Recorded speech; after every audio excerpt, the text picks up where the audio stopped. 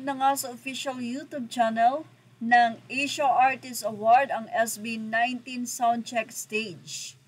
Ito po ay updated one day ago, December 7, 2025, at ibinahagi po dito ang gento na kanta ng SB19 kung saan ay, yes, ito po ay soundcheck at syempre yung event na nangyari at performance ng SB19 ay grabe.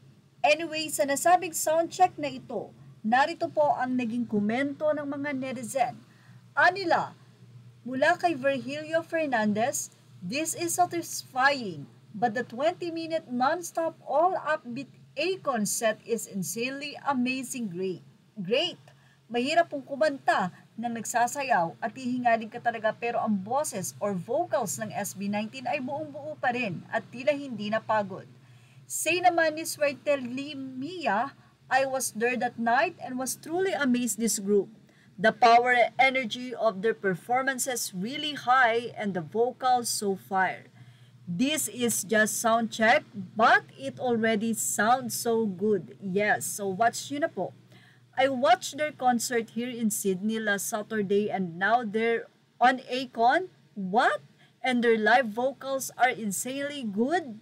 Say pa ng isa, ni Bon Free G9V. Mula naman kay Red Lion Black, SB19 just finished a back-to-back concert in Australia December 5, Melbourne December 6, Sydney, and here they are eating the stage like they had a long break. That's our P-Pop Kings. Can't believe they are now at Akon 2025 Taiwan. Parang 10 hours po yata yung biyahe from Sydney to Taiwan.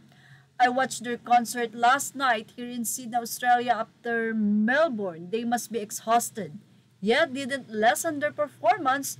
They always give it all. Bless you, SB19. Imagine SB19 just finished their concert in Sydney and Melbourne, Australia, concerts, and yet they are still singing with powerful vocals and the energy is still so high even during a sound check. The live vocal kings indeed. Siguro po very natural.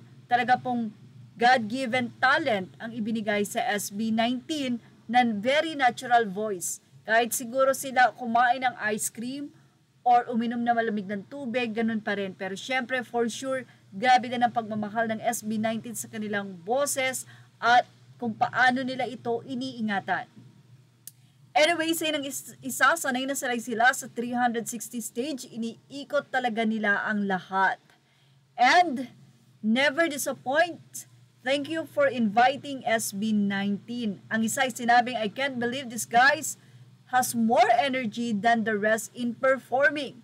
They have hectic schedule, but they perform well more than I expect. Truly monster, live performing artists. Such amazing talent. Everybody doing so damn good, amazing. Your performance is breathtaking, P-Pop King. Galing ng strap nila, nag-soundcheck sila ng gento, pero wala ang gento sa final perf nila.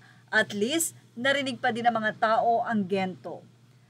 Yes, soundcheck, syempre para at least makita na rin ang nasabi nga pong maganda yung dating ng boses. So, that's why maybe it's soundcheck.